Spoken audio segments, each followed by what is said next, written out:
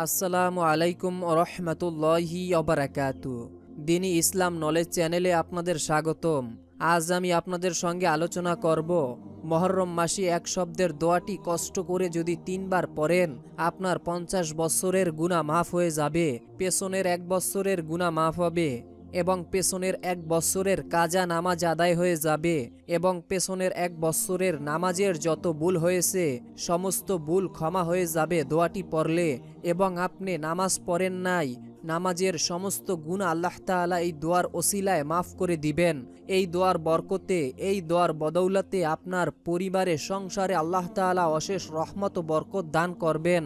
আপনি যদি আপনার জীবনের সমস্ত গুনাহ মাফ করাতে চান, যদি পেছনের 1 বছরের গুনাহ মাফ করাতে চান এবং আপনি যদি চান যে মহান আল্লাহর প্রিয় এই মাসে আপনি আমল দিয়ে আপনার জিন্দিগি শুরু করবেন, অর্থাৎ বছরের শুরুতে যদি আপনি আমল করে আল্লাহ তাআলার কাছে ক্ষমা চান, তাহলে আপনার পেছনের সমস্ত গুনাহ আল্লাহ মাফ করে দিবেন। এবং সারা বছর আপনি কিভাবে কাটাবেন এবং কিভাবে কাটাতে চান তা এই আমলের মাধ্যমে আল্লাহর কাছে জানান দিতে পারেন। তাই অনুরোধ করছি, আমরাই প্রথমবার নারীদের ছবি ছাড়া কিংবা হারাম কোনো ছবি ছাড়া ইউটিউবে ভিডিও দিয়ে থাকছি। তাই এরকম ভিডিও যদি আপনি আপনার মোবাইলে পেতে চান, এজন্য অবশ্যই ভিডিওটিতে একটি লাইক দিয়ে ও দিনী ইসলাম নলেজ চ্যানেলটিকে সাবস্ক্রাইব করে রাখুন এবং সকলেই ভিডিওর কমেন্টে মাত্র 3 বার আমিন লিখে উন্মুক্ত দোয়ায় শরীক হয়ে থাকুন, কেননা কে জানে কার দোয়া কখন কবুল হয়ে যায়। তো চলুন শুরু করি। রমজানের পর রোজার জন্য সর্বশ্রেষ্ঠ মাস হলো মুহররম মাস। আর বছরে যে 4টি সম্মানিত মাস রয়েছে তন্মধ্যে মুহররম একটি, যা হিজরি বছরের প্রথম মাস। এটি মহান আল্লাহ তাআলার মাস হিসাবে পরিচিত। মর্যাদার এই মাসের গুরুত্ব ও মর্যাদার কারণে বিশেষ আমল ও ইবাদাতের নির্দেশ দিয়েছেন বিশ্বনবী সাল্লাল্লাহু আলাইহি ওয়াসাল্লাম। হাদিসের একাধিক বর্ণনায় তা প্রমাণিত।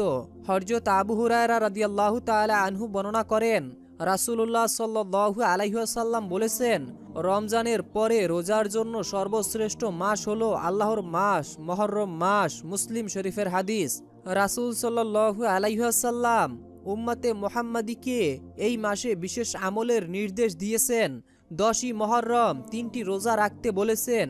হাদিসে এসেছে, রাসূলুল্লাহ সাল্লাল্লাহু আলাইহি ওয়াসাল্লাম মদিনায় হিজরতের পর দেখলেন ইহুদিরা হযরত মুসা আলাইহিস সালামের মুক্তি স্মরণে এই দিনে রোজা পালন করেছে।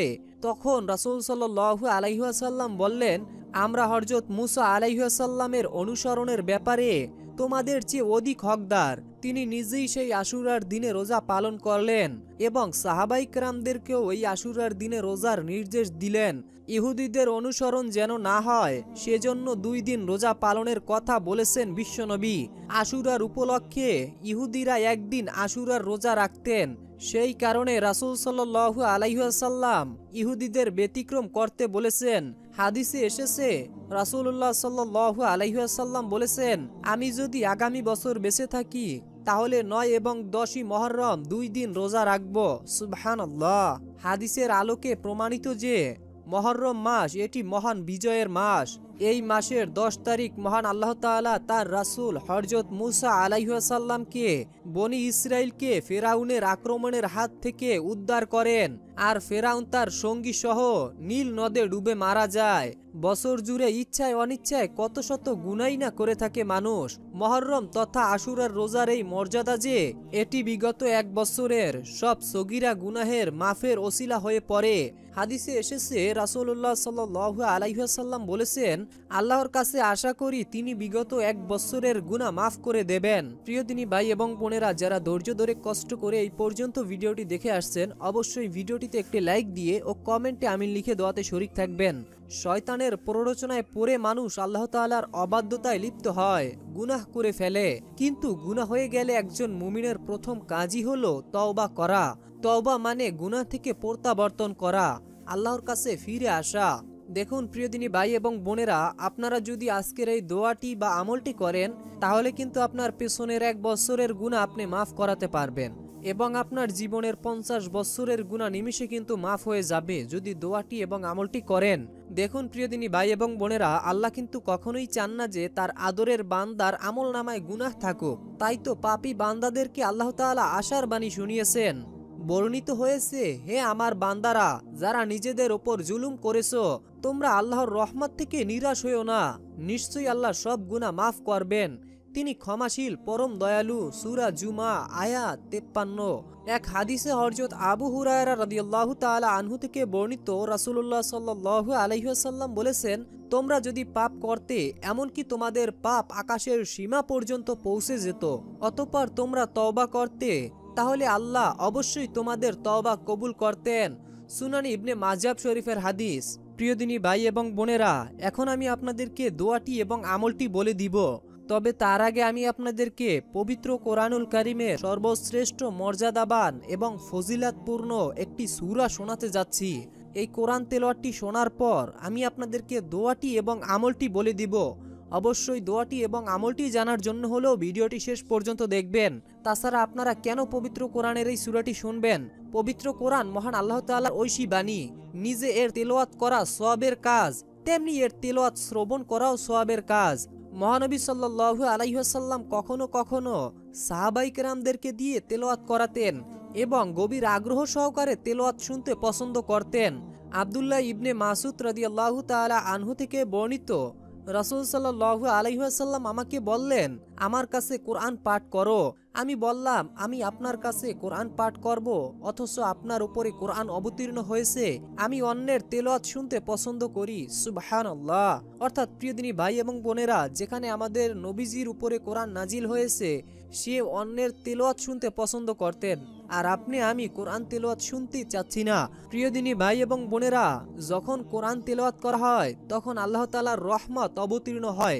যারা মনোযোগ সহকারে তেলাওয়াত শোনে, তাদের ওপরে রহমত অবতীর্ণ হয়। সুবহানাল্লাহ। পবিত্র কোরআনে মহান আল্লাহ তাআলা বলেন, আর যখন কোরআন পাঠ করা হয়, তখন তোমরা মনোযোগ সহকারে তা শোনো এবং নিশ্চুপে থাকো, যাতে তোমাদের প্রতি রহমত করা হয়। সুবহানাল্লাহ। কোরআনের মজলিসে অংশগ্রহণ করে ভক্তি শ্রদ্ধার সঙ্গে কোরআন তেলাওয়াত করে ও শোনে, মহান আল্লাহ তাআলা ফেরেশতাদের মজলিসে তাদের প্রশংসা করে। সুবহানাল্লাহ। হযরত আবু হুরায়রা রাদিয়াল্লাহু থেকে বর্ণিত, মহানবী সাল্লাল্লাহু আলাইহি ওয়াসাল্লাম বলেছেন, যখন কোনো সম্প্রদায় আল্লাহর কোনো ঘরে সমবেত হয়ে আল্লাহর কিতাব তেলাওয়াত করে এবং পরস্পর তা নিয়ে আলোচনা করে, তখন তাদের ওপরে শান্তি বর্ষিত করা হয়, তাদের আল্লাহর রহমত ডেকে নেয়, ফেরেশতা তাদের ঘিরে রাখে এবং আল্লাহ তার নিকটবর্তী ফেরেশতাদের কাছে তাদের প্রশংসা করে। সুবহানাল্লাহ। অর্থাৎ প্রিয় দিনী ভাই এবং বোনেরা, এখন আর কোনো কথা নয়, সরাসরি আমরা এখন সেই সূরাটি শুনবো। সূরাটি শোনার পরই আমরা আমলটি এবং দোয়াটি জানব। তো চলুন আর দেরি নয়, মনের ভিতরে ইচ্ছা এবং নিয়ত নিয়ে সূরাটি শোনা যাক। আপনি ক্ষমা করুন, দয়া করুন এবং আপনি সর্বশ্রেষ্ঠ দয়ালু। সূরা আল মুমিন আয়াত 118। তো প্রিয় দিনী ভাই এবং বোনেরা, আপনারা মুহররম মাসে এই দোয়াটি বেশি বেশি পড়ার চেষ্টা করবেন। এই দোয়াটি পড়ার কারণে আপনার পেছনের 1 বছরের গুনাহ এবং আপনার জীবনের 50 বছরের গুনাহ আল্লাহ নিমিষেই মাফ করে দেন। তো এই ছিল আমাদের আজকের ভিডিওটি ভালো লাগলে অবশ্যই লাইক দিয়ে ও চ্যানেলটিকে সাবস্ক্রাইব করে ভিডিওটি শেয়ার করে অন্যদেরকে দেখার সুযোগ করে দিন। আসসালামু আলাইকুম ওয়া রাহমাতুল্লাহ।